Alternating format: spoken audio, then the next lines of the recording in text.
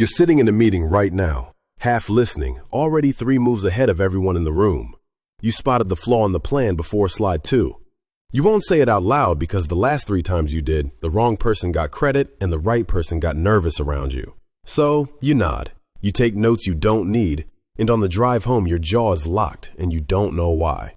I'm Franklin, and today we're talking about the smart black Gen X man, specifically the one with the high IQ, the one who's been the smartest person in almost every room he's walked into since he was 8 years old, and who has paid a price for it that nobody put on the receipt.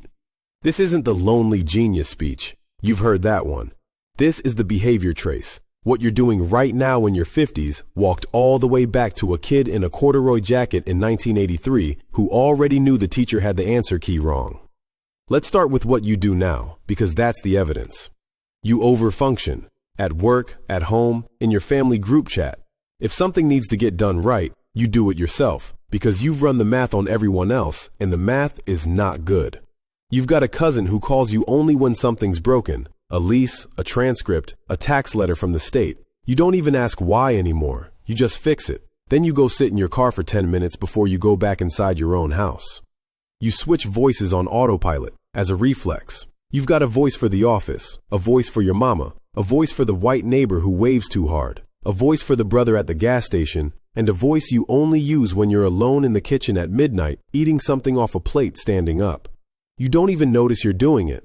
Somebody could record you across one Tuesday and you'd swear it was 4 different men. You're isolated at the top. You got the degree, or you got the certifications, or you just got promoted past your own friends, and now your phone is quieter than it used to be. The boys you came up with don't call as much. The new colleagues don't really know you. Your wife knows pieces. Your kids know a version. Nobody in your life has the full file.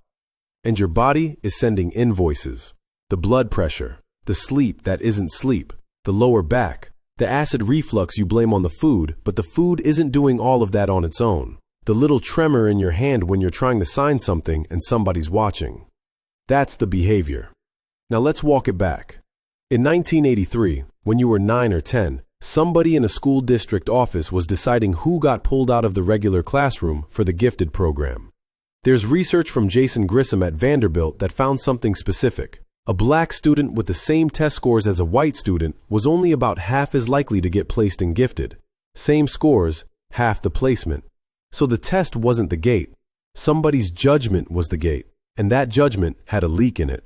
You might have been one of the ones who got in anyway because somebody fought for you. A mama who showed up at the school with their work clothes still on. An aunt who taught 4th grade and knew the system. A teacher, sometimes white, sometimes black, who saw you and pushed. Or you might be one of the ones who didn't get in, who sat through 6 years of work you'd already finished in your head by Tuesday, and you spent the rest of the week causing problems, because boredom in a smart child looks exactly like a behavior issue. Either road got you here. One made you the in-house exception, the other made you the in-house problem. Both of them taught you the same lesson early. The system is not measuring you accurately, and you better learn to measure yourself or you will disappear. Now here's where it gets layered, because while the school was undercounting you, your own peers were running a different scoreboard. There was a study going back to Brown and Steinberg in 1990, a big high school survey that found something brutal. The high-achieving African-American students they talked to, none of them were willing to be considered part of the brain crowd at their school. Not one. Later work from Donna Ford found that a lot of gifted black students reported being teased for doing well, and a significant share had been accused of acting white. You know exactly what we're talking about. You were the kid who got the right answer and then immediately had to make a joke about it so the boys in the back would look at you sideways at lunch. You learned to dim. You learned to hold the A in your hand and not show it. You learned to spell a word wrong on purpose in a spelling bee in the 4th grade because you saw what happened to the last kid who won and went back to the playground. And the pressure stayed on past the schoolyard. There's a 2014 experiment by Saunders published in the CRISP journal that found black young adults preferred more social distance from same-race peers who showed stereotypically white interests. A measurable pull sitting right there in the data. The cost of being the smart one was paid in friendships you couldn't quite keep, parties you weren't quite invited to, a girl in 11th grade who liked you but told her cousin you talked funny. So picture the developmental setup. School is half seeing you. Your peers are punishing you for the part of you school does see. Your parents, who love you, are telling you the only way out is to be twice as good. Everybody wants something different from your brain, and nobody is asking what your brain needs. What does a smart kid do in that situation? He builds a coping strategy, and the coping strategy has a name. A researcher named Sherman James called it John Henryism, after the steel-driving man in the folk song who beat the machine and then died of it. John Henryism is the belief that you can overcome any obstacle through sheer effort, grind, and force of will. You outwork it. You outprepare it. You outthink it.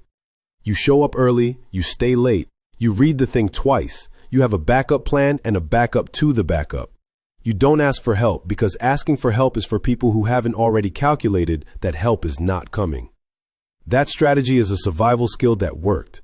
It got you the degree, the job, the house, the title. It is the reason your mama can tell people what you do for a living, and her chest gets a little bigger when she says it. But here's where the bill comes in. The Nashville Stress and Health Study looked at John Henryism and what they call allostatic load, basically the wear and tear chronic stress puts on your body, measured across systems like blood pressure, heart rate, blood sugar, inflammation. High effort coping was linked to higher allostatic load, and the picture gets more complicated. Bonham, Sellers, and Neighbors, back in 2004 in the American Journal of Public Health, found in high SES African American men that John Henryism didn't always show up as worse self-reported health. So the grind can make you feel like you're doing okay, even while your body is keeping a different ledger. Translation: you feel fine. The numbers say you're not fine. And then there's this. A study using NHANES data from 1999 to 2018, looking at 4,113 black men, found that more education helped reduce allostatic load, but did not erase the gap. Black men with college degrees still carried meaningful load. The degree did not buy you out of the body tax. The degree just got you a better seat in the same waiting room. So now you're 48, 53, 56. You're at work, and you're spending cognitive fuel that nobody can see. There's a 2019 Harvard Business Review piece by McClooney and her colleagues that put a name on the cost of switching registers at work. They found it can drain your cognitive resources, hurt your performance, cut into how authentic you get to be in a day, and add up to burnout. They called it a great psychological cost. That language matters. A great cost, in their words. You're doing your job, and you're also doing a second job that is invisible to everybody around you, which is the constant micro-monitoring of how you sound, how you stand, how loud you laugh, how fast you walk past a security guard in your own building, how you respond when a coworker asks where you went to school, how you handle it when somebody assumes you're the IT guy and you're actually the director. There's a frame for this. Researchers have called it racial battle fatigue.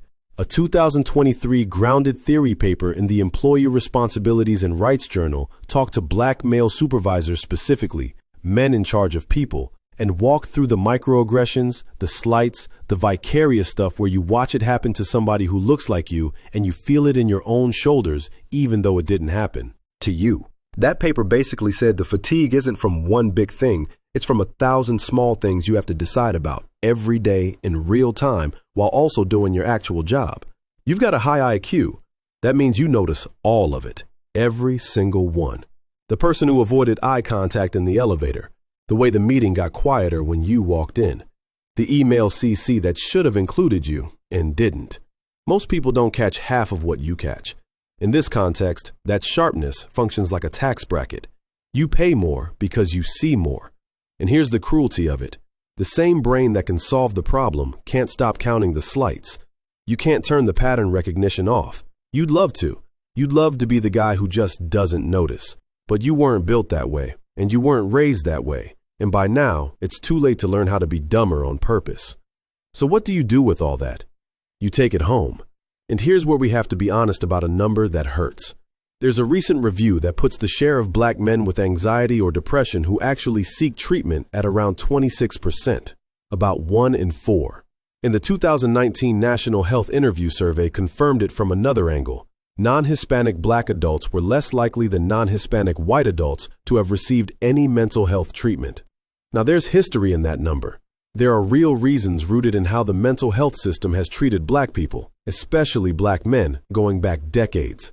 But sitting on top of that history is something more personal for the high IQ guy specifically, because you can think your way out of it. That's been your whole life. Every problem you've had, you solved with the brain. School, work, money, the weird thing with your car. You read about it, you mapped it, you handled it. Depression doesn't read. Anxiety doesn't care that you went to grad school. The body keeps the score, whether you took notes or not. You sit down with a therapist, if you ever do, and within 10 minutes, you've out-vocabularied them. You're using clinical terms. You're explaining your own childhood to them like you're presenting at a conference. And the therapist is nodding because what are they going to do? You're running the session. You leave thinking, see, this isn't for me. I know more than they do. And you don't go back. That's the high IQ defense, doing exactly what it was built to do, which is to keep the conversation in the head and out of the chest. Meanwhile, your wife is watching you. Your kids are watching you. They know something's off. They can't name it. You won't name it. So everybody in the house lives with the weather you brought in from the office, and nobody talks about the weather. Let's pull back and look at where you sit generationally for a second. Gen X is a smaller generation. Pew has tracked the educational attainment numbers. By their early 30s, somewhere around 1 in 5 Gen Xers had earned a 4-year degree, and Gen X women became the first generation to outpace the men of their cohort in college attainment. That's the broad picture. Now zoom in on the black Gen X man with a high IQ inside that picture.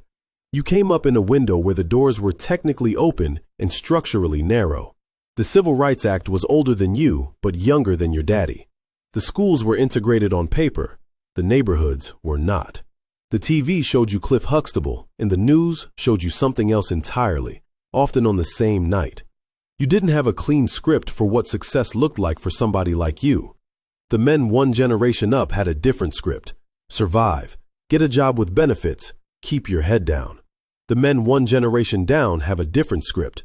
Build the brand, monetize the brain, talk about your mental health on a podcast. You're stuck in the middle, with the brain of a strategist and the upbringing of a survivor, trying to figure out which rules apply to which decade of your life. So here's what I want you to take from all this. Not advice, just a reframe. The exhaustion is the predictable, measurable outcome of running John Henryism as an operating system for 40 years, while the system around you was undercounting your effort and overcharging your body. Of course you're tired. The numbers say you should be. The isolation at the top has a logic to it. You've been managing your own visibility since elementary school, dimming for one crowd, performing for another, translating for a third, and you never got to find out who you are when nobody is watching. That's still findable. It's just buried under the costumes. The body stuff has a name. Allostatic load. It's a bill. Bills can be negotiated. Sleep, blood pressure check, a doctor who actually listens, a walk that's just a walk and not a power walk while on a conference call. And the brain, the thing that's been your engine and your problem, doesn't have to be the only tool you use. You're allowed to feel something without first analyzing it. You're allowed to ask for help from somebody who can't outthink you, because the help you need isn't more thinking. You already have enough thinking. You have a surplus of thinking. What's underfunded is the part of you that gets to be a regular man on a regular Tuesday with nothing to prove. That guy exists. He's just been on a 30-year overtime shift covering for the genius. One more thing before I let you go, because I'd be cheating you if I stopped here. You've spent your whole life being legible to other people. Legible to teachers who needed you to be the exception that proved the rule. Legible to peers who needed you to not be too different. Legible to bosses who needed you to be impressive but not threatening. Legible to your own family who needed you to be the one who made it. That's a lot of translation work on a single nervous system. And the high IQ made you good at it. Too good. You can size up a room in under a minute and adjust accordingly. You can predict what somebody needs from you before they finish the sentence. You can deliver it in the exact register they're expecting. That's a skill. It's also a cage with a really nice view. The black supervisors in that 2023 study One of the threads running through their accounts was how much energy went into managing other people's comfort with their presence. Not their work, their presence. The fact of them being in the room at that level. That's a job inside a job inside a job. So if you take nothing else from today, take this. You don't owe everybody a translated version of yourself. Some rooms get the untranslated one, or they don't get you at all. Start with one room. Could be your kitchen. Could be one friend from 20 years ago you stopped calling because the version of you he knew felt too far away. Call him back. Use the kitchen voice. That's it from me. The video on the screen, give it a look.